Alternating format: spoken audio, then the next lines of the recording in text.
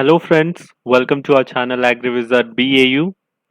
Today we have come up with the agriculture questions that were asked in the UPSC Civil 2020 prelims. ये एक बहुत ही unique video है, शायद ही आपको YouTube पे मिलेगा, इसलिए आप हमारे चैनल से जुड़े रहिए। हम हमेशा ही एग्रीकल्चर से रिलेटेड यूनिक वीडियोस ही लाते हैं। Before we begin the video, don't forget to like, share and subscribe to our channel. Let's begin the video.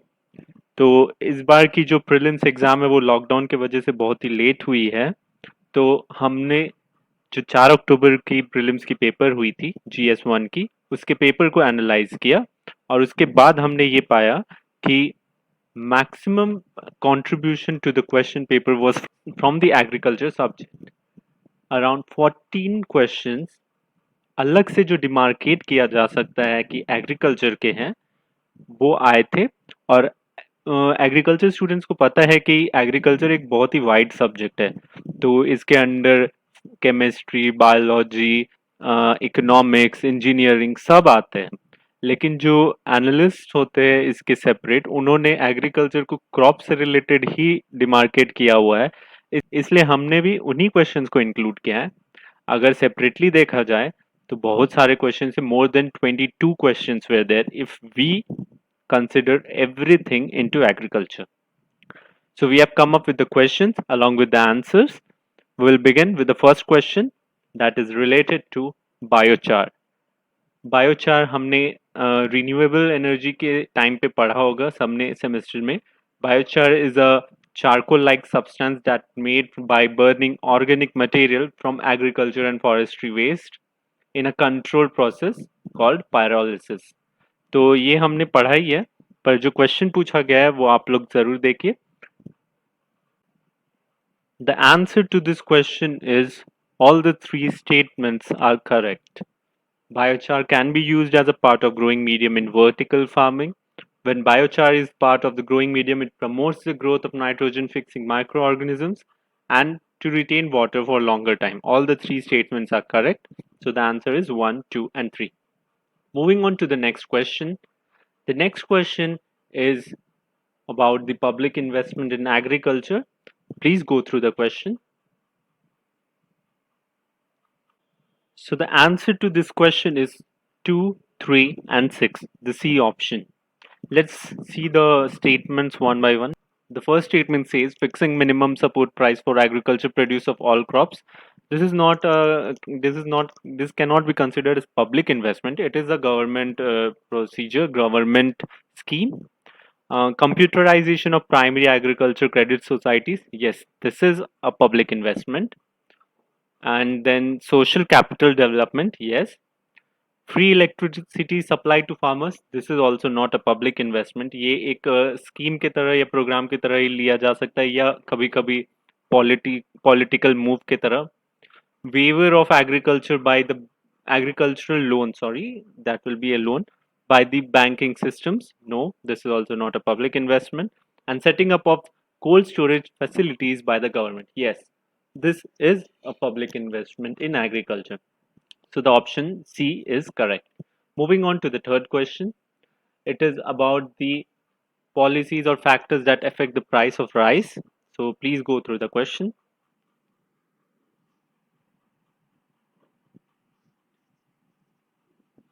This question is, however, easy to understand for agriculture students.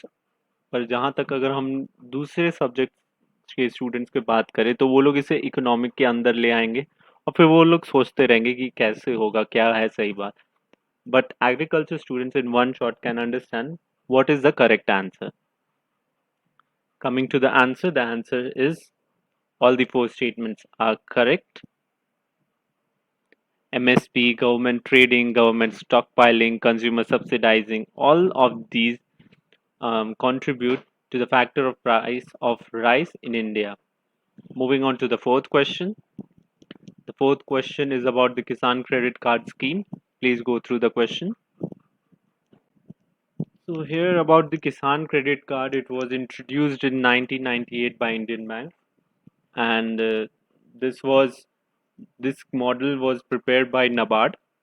And so, as per the question, Working capital for maintenance of farm assets, purchase of combined harvester tractors and mini truck, consumption requirements of farm households, post-harvest expense, construction of family house and setting up of village cold storage facilities. All these can be taken support of by the Kisan Credit Card Scheme. So the answer is all the statements are correct. Moving on to the fifth question. The fifth question is about two statements on MSP. This one is easier because in UPSC you can see that if any extreme statement is given, then you can eliminate that very easily most of the time.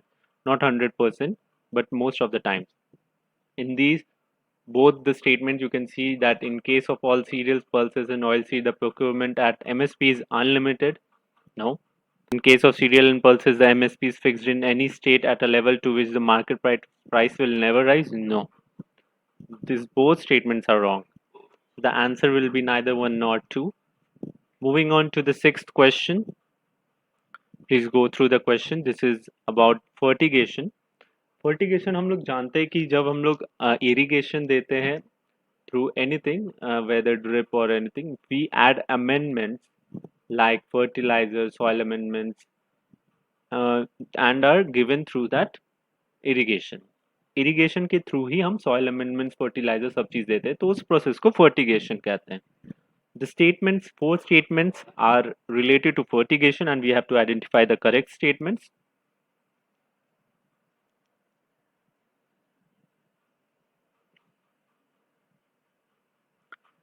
Here you can easily find out that one statement is wrong and by elimination method you can find the correct option also.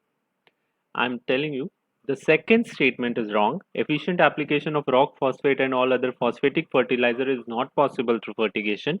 And if you remove the second option, you get C as the answer because it is the only one option which does not have second as correct one. So 1, 3 and 4 statements are correct. Moving on to the seventh question. The seventh question is with reference to chemical fertilizer in India. Please go through the question. In this question also, an agriculture student who has practical knowledge can easily identify the wrong statement and get to the answer. First question is, at present the retail price of chemical fertilizers is market driven and not administered by government. This is very wrong. The price of chemical fertilizers are administered by government. Ammonia, which is an input of urea, is produced from natural gas. Yes, it is produced from hydrogen and nitrogen combination, which produces ammonia, and then which is used for production of urea.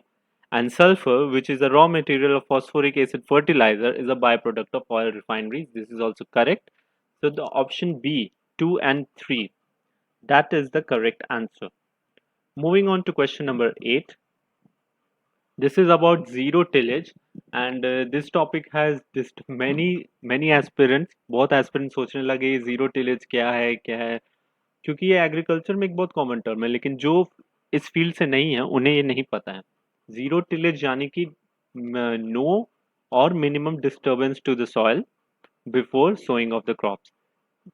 थोड़ा सा या एकदम ही नहीं कोई भी tillage operation करके किए बिना जो फार्मिंग होती है उसे जीरो टिलेज बोलते हैं. So three statements are given. You have to identify the correct statements. Please go through the statements.